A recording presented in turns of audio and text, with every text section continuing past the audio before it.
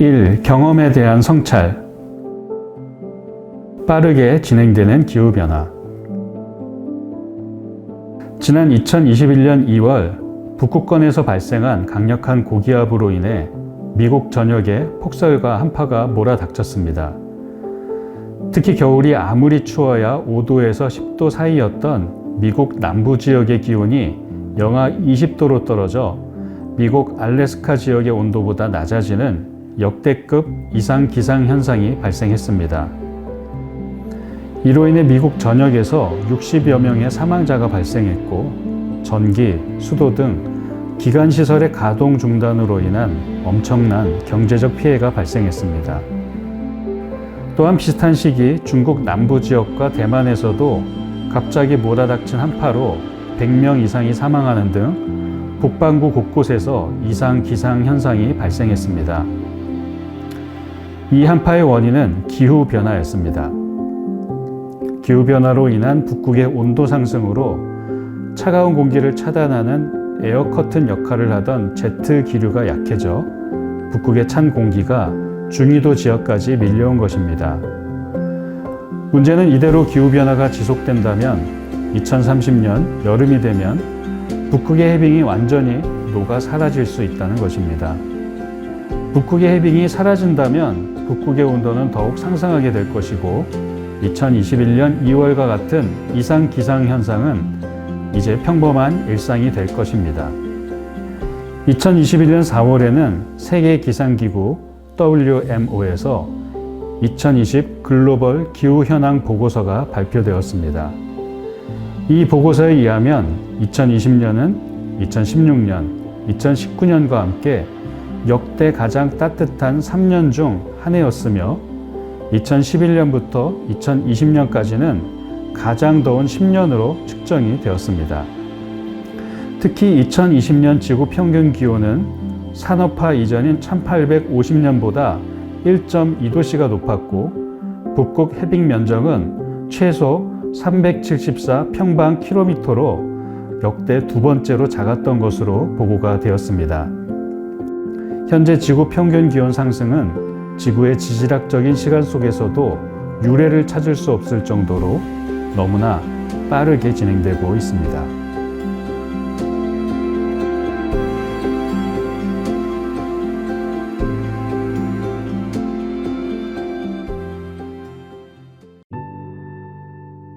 이 상황에 대한 분석, 더디기만 한 기후위기 대응. 2018년 기후변화에 관한 정부 간 협의체 IPCC는 지구 평균 기온 상승을 1.5도 이내로 제어해야 한다는 특별 보고서를 채택했습니다. 그러기 위해서는 세계가 2030년까지 2010년에 비해 탄소 배출을 45% 감축해야 하고, 2050년까지는 실제적으로 탄소 배출이 없는 순배출 제로를 달성해야 한다고 세계 각국 정책 입안자들에게 권고했습니다. 이에 세계 각국은 자발적인 온실가스 감축 목표를 세우고 이를 국제연합에 보고했습니다. 그러나 2021년 2월 UN 기후변화 협약 UNFCCC가 각국이 제출한 온실가스 감축 목표를 분석해 보니 2030년이 되어도 2010년 대비 탄소 배출이 1%밖에 줄어들지 않는 것으로 밝혀졌습니다. 이에 국제연합 사무총장 안토니오 구테우스는 우리는 지금 기후 붕괴로 인한 낭떠러지 끝에 서 있으며 2021년은 기후 행동의 해가 되어야 한다며 세계 각국에 보다 강력한 온실가스 감축을 촉구했습니다. 때문에 우리나라를 포함한 주요 경제국들은 2030년 온실가스 감축 목표를 상향하는 수정 작업을 진행하고 있습니다. 국제사회가 기후위기 대응에 수위와 속도를 높이고 있는 것과 아울러 민간 부분에서도 온실가스 감축을 위한 적극적인 노력이 뒤를 잇고 있습니다. 산업계에서는 기후위기에 대한 대응으로 환경, 사회, 지배구조, ESG 경영이 주목을 받고 있으며, 시민사회에서도 정부와 거대 기업이 주도하는 그린 뉴딜과 같은 정책의 한계를 지적하며 지역 공동체와 시민사회, 사회적 경제가 탈성장 담론을 통해 지방정부의 기후위기 대응 거버넌스를 주도해야 한다는 요구가 높아지고 있습니다.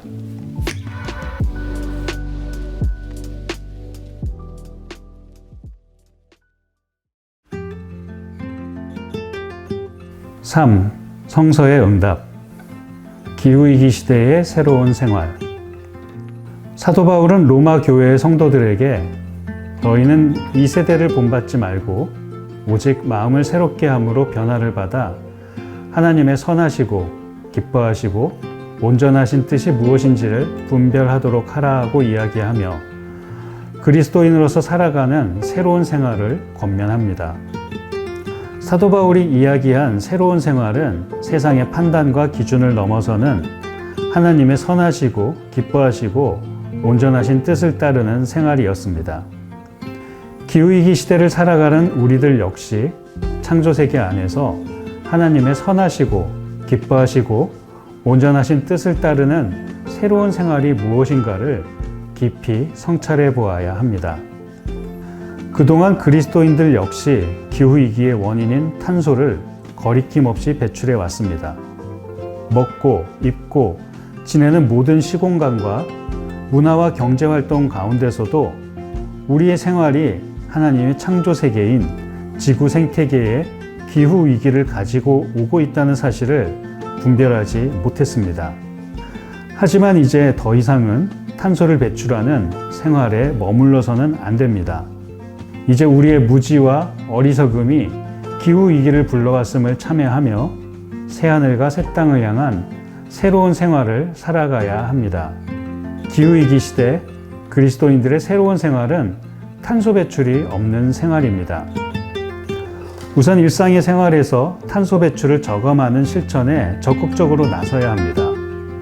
가정에서, 교회에서, 그리고 지역사회에서 탄소 배출을 저감할 수 있는 방법이 무엇인지를 고민해야 합니다. 나아가 우리 사회가 화석연료에 의존하는 경제 시스템으로부터 벗어나 생명이 중심이 되는 생명의 경제 시스템으로 나아가는 생태적 전환을 모색해야 합니다. 생태적 전환에 나서는 일은 기후위기 시대에 생명을 창조하신 하나님의 선하시고 기뻐하시고 온전하신 뜻을 따르는 새로운 생활입니다.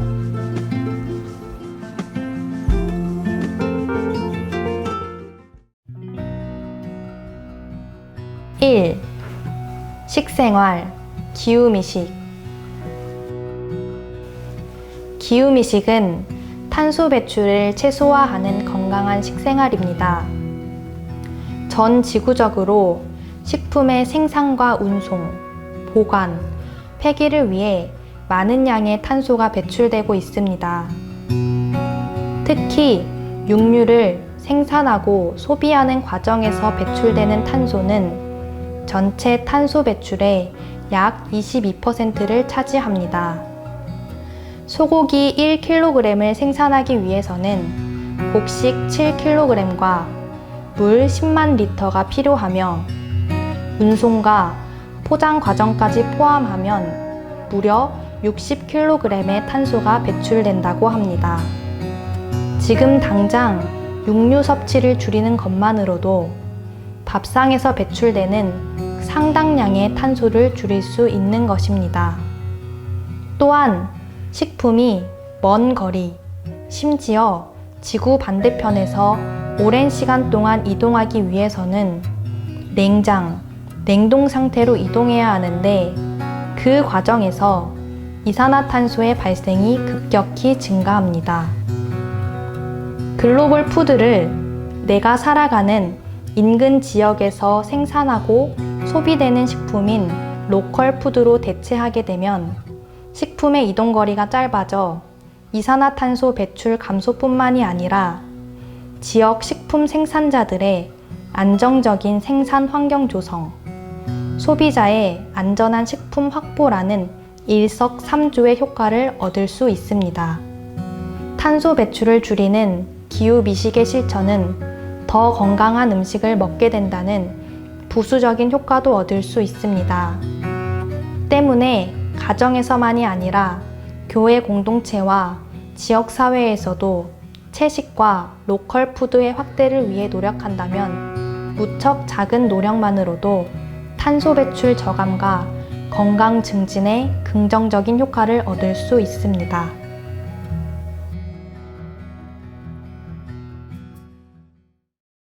2. 패션, 슬로우 패션.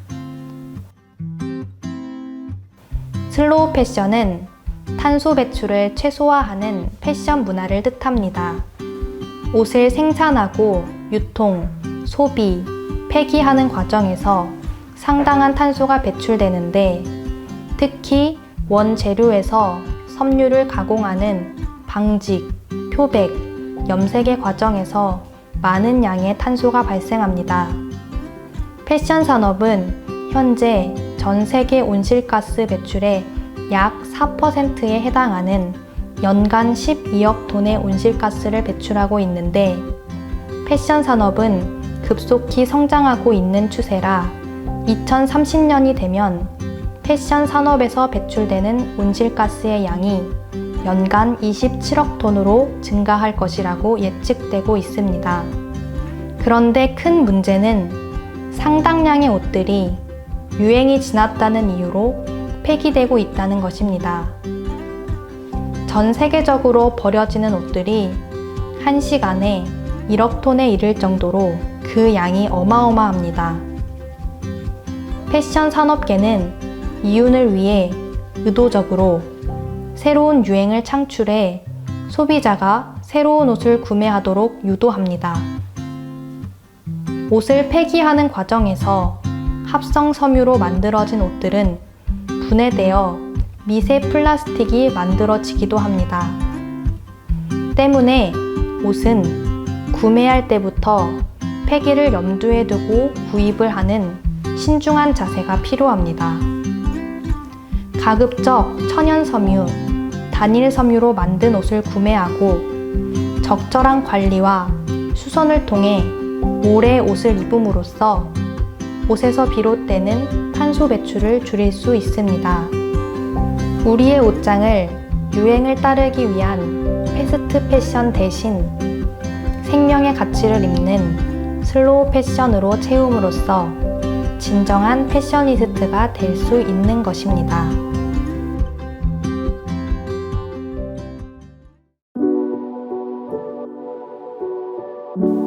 3. 주거. 미니멀 라이프. 미니멀 라이프란 불필요한 소비를 없애 탄소 배출을 줄이는 생활입니다. 우리가 사용하는 모든 물건은 생산, 구매, 소비의 과정에서 탄소가 발생합니다. 우리는 그동안 더 많은 것을 소비하는 것이 미덕인 세상을 살아왔기 때문에 우리의 소비가 지구 대기 중에 온실가스를 채운다는 것을 알면서도 무엇인가를 소비하는 일을 멈추지 못하는 지독한 소비 중독에 빠져 있음을 인식해야 합니다. 또한 넘쳐나는 일회용품들 뿐만 아니라 우리가 소비한 물건들은 언젠가는 모두 더 이상 사용할 수 없는 쓰레기가 되고 맙니다. 우리가 버린 물건들을 분리수거를 통해 최대한 재활용을 한다고 하지만 실제 분리수거된 물품들이 재활용되는 비율은 약 40%로 절반에도 미치지 못하고 나머지는 폐기물로 소각, 매립 처리됩니다. 그리고 소각과 매립 과정에서 또다시 상당량의 탄소가 배출되고 환경오염이 발생합니다. 이처럼 쓰고 버리는 소비의 과정에서 탄소가 배출된다면 탄소 배출을 줄이는 가장 좋은 방법은 덜 쓰고 더 오래 사용하여 소비를 줄이는 것입니다. 진정한 필요가 무엇인지를 생각하며 불필요한 소비를 최소화하고 쓰레기가 발생하지 않도록 적극적인 노력을 해야 합니다. 이를 위해서는 개인의 노력만이 아니라 공동체적, 사회적 인식의 변화와 함께 제도와 정책의 변화가 뒷받침되어야 합니다.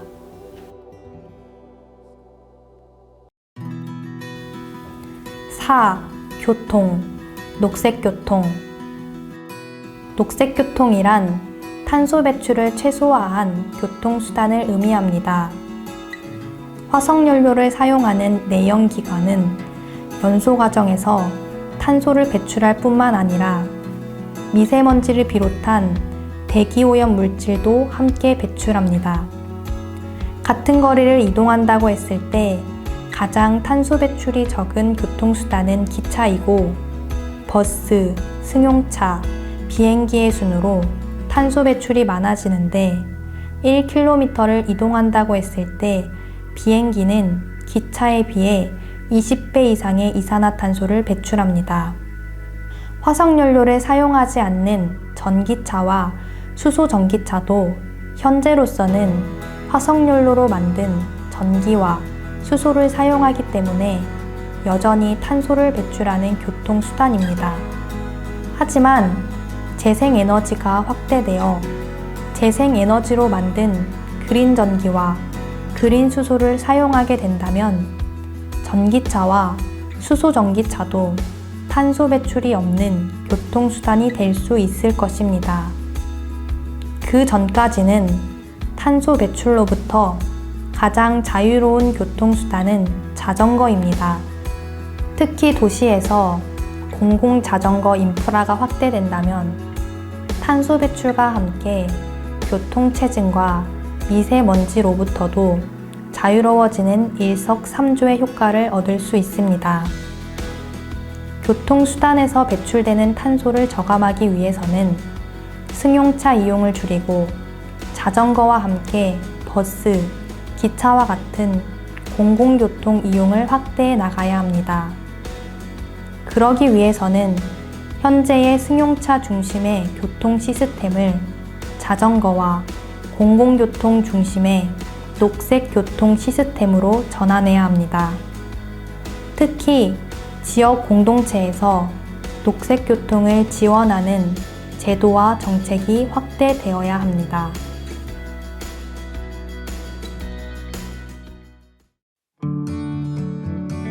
5. 에너지, 그린 에너지.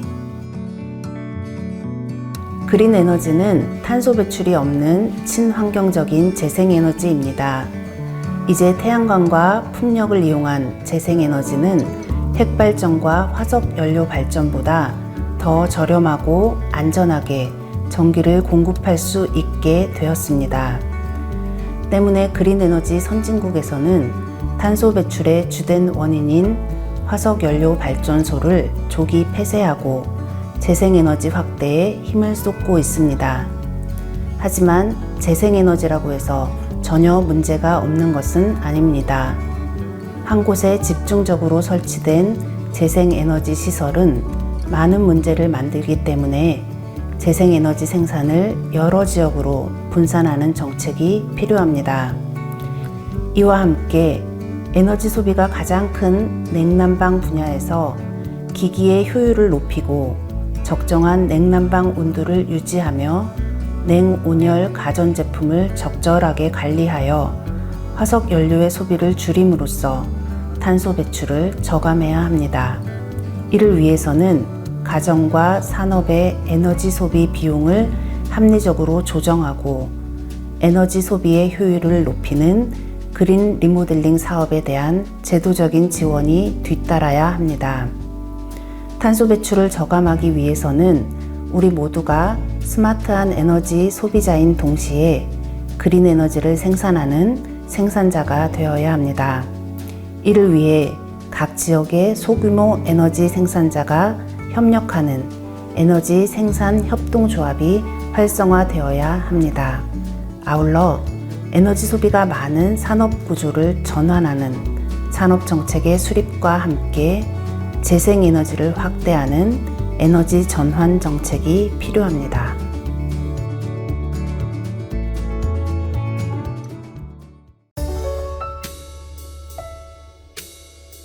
6. 문화, 녹색 서재. 녹색 서재는 탄소 배출을 최소화하는 문화생활입니다. 최근 세계적인 감염병의 확산으로 비대면 모임이 확대되어 데이터의 사용이 급증하고 통신산업이 비약적으로 성장하고 있습니다.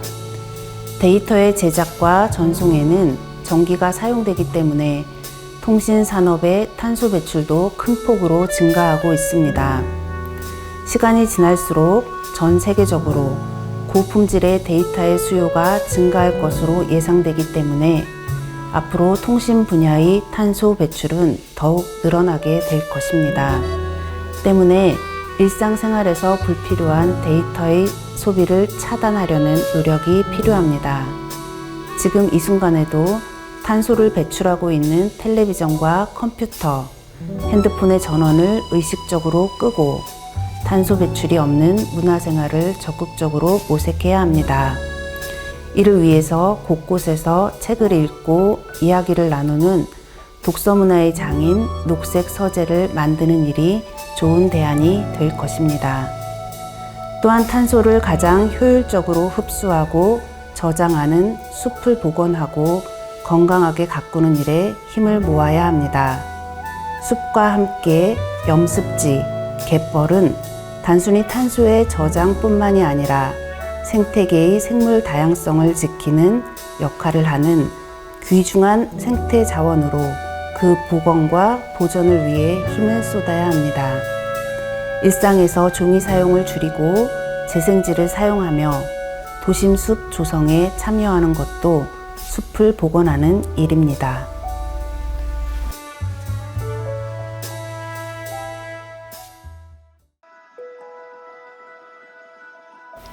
7. 경제, 생명의 경제.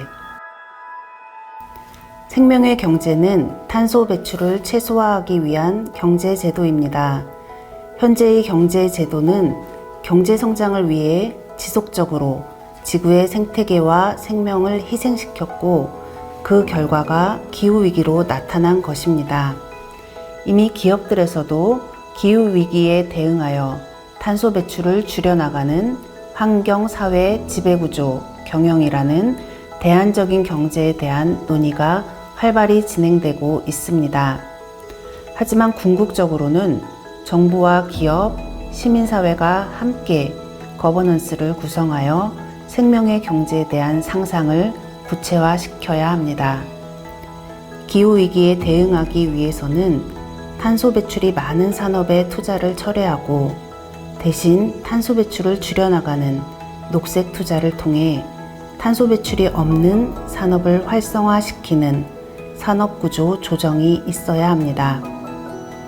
탄소 배출 산업에 종사하는 사람들이 탄소 배출이 없는 산업으로 안전하게 일자리를 이전할 수 있는 정의로운 전환에 대한 사회적 논의와 합의가 진행되어야 합니다. 또한 에너지협동조합, 생활협동조합, 소비자협동조합과 같은 생태적 가치, 공공의 가치를 추구하는 다양한 사회적 기업을 적극적으로 육성할 필요가 있습니다. 또한 이러한 사회적 기업들을 통해 사회적 경제를 확대하여 우리 사회의 생태적 전환의 기반을 마련함으로써 기후위기에 적극적으로 대응해 나가야 합니다.